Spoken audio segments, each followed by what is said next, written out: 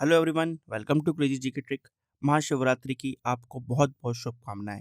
Friends, हर चंद्र मास का 14वां दिन अर्थात अमावस्या से ठीक पहले जो एक दिन आता है उसको हम शिवरात्रि के रूप में मनाते हैं। मगर जो फरवरी मार्च में फागुन मास में ये दिन आता है उसको हम महाशिवरात्रि के रूप में मनाते हैं। इस दिन पृथ्वी और दूसरे ग्रह इस तरह स्थित होते हैं कि मनुष्य के अंदर की जो ऊर्जा है वो अपने आप बढ़ने लगती है। सनातन धर्म में हम देखते हैं कि महाशिवरात्रि बहुत महत्वपूर्ण है और इस दिन का महत्व अलग अलग लोगों के लिए अलग अलग भी होता है। इस दिन से जुड़ी हुई बहुत सारी पौराणिक कथाएं भी हैं और बहुत सारे अर्थ यहाँ पर निकाले जाते हैं। आज हम बात करेंगे कि हिंदुस्तान में किस तरह से महाशिवरात्रि का पर्व अलग अलग तरीके से मनाया जाता है। महाशिवरात्रि यानी कि the great night of Shiva.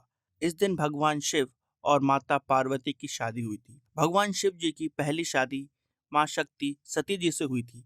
मगर राजा दक्ष जो परमपिता ब्रह्मा जी के बेटे हैं और सती जी के पिता थे, उनको ये शादी मंजूर नहीं थी। उन्होंने एक बार यज्ञ किया और उस यज्ञ में अपनी पुत्री को और अपने दामाद को नहीं बुलाया। ये बात जब सती देवी को पता चलती है तो वो खुद जाती हैं अपने पिता के घर और पता लगाती हैं कि ऐसा क्यों किया गया। वहां पर उनका अपमान किया जाता है और शिव जी का भी अपमान किया जाता है। इससे क्रोधित होकर वो अपने आप को अग्नि में समर्पित कर देती हैं। ये बात जब शिव जी को पता चलती है तो वो वहां पर जाते हैं और जब वो देखते हैं कि सती जी ने अपने आप को अग्नि में समर्पित कर दिया है तो वो क्रोधित हो जाते हैं और उस क्रोध में वो तांडव नृत्य करते हैं। तांडव डांस का भारतीय संस्कृति में अपना ही एक महत्व है। ये माना जाता है कि भगवान शिव जब ये डांस करते हैं तो सृष्टि का निर्माण और विनाश दोनों एक साथ होता है। इसके बाद हम देखते हैं कि भगवान शिव सांसारिक जीवन और खासकर दाम्पत्य जीवन को त्याग देते हैं और फिर आने वाला जीवन पूरा सन्यासी की तरह जीते हैं। लगातार वो ध्यान करते रहते हैं। हजारों साल बीत जाते हैं, वो लगातार तप और ध्यान करते रहते हैं। इतने वर्षों बाद सती जी का पुनर्जन्म होता है पार्वती जी के रूप में।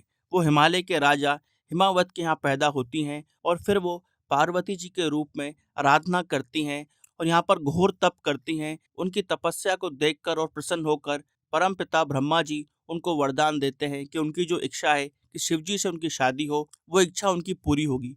उसके बाद भगवान शिव को दूसरे ऋषिगण और परमपिता ब्रह्मा जी समझाते हैं कि वापस वो शादी करें और यहाँ पर फिर से एक बार सांसारिक जीवन से जुड़ें। फिर हम देखते हैं कि शिव जी माता पार्वती की तपस्या से प्रसन्न होते हैं और वो जान जाते हैं कि यही सती माता हैं।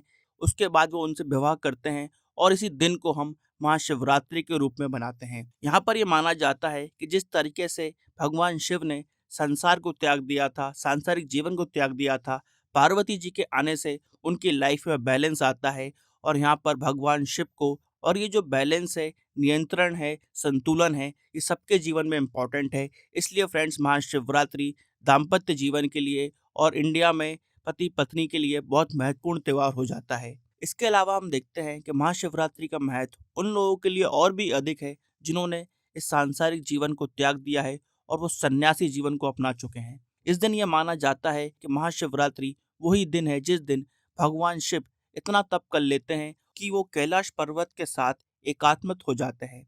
ये वो दिन है जब भगवान शिव अपने समस्त शत्रुओं पर विजय प्राप्त कर लेते हैं और परम आध्यात्मिक ज्ञान की प्राप्ति कर लेते हैं। इस दिन का महत्व साधु संतों और सन्यासियों के लिए बहुत भी महत्वपूर्ण है। ये माना जाता है कि जो कोई भी आध्यात्मिक ज्ञान को प्राप्त करना चाहता है, महाशिवरात्रि की रात को हम देखते हैं कि सबसे अधिक ऊर्जा देखने को मिलती है मानवों के अंदर और इस दिन को आध्यात्मिक विकास के लिए बहुत ही महत्वपूर्ण माना गया है। महाशिवरात्रि के दिन भगवान शिव के भीतर की सारी गतिविधियां शांत हो गई थी, वे पूरी तरीके से स्थिर हो गए थे। इसलिए महाशिवरात्रि को स्थिरता की रात भी माना जाता है और इसके रूप में भी इसको सेलिब्रेट किया जाता है।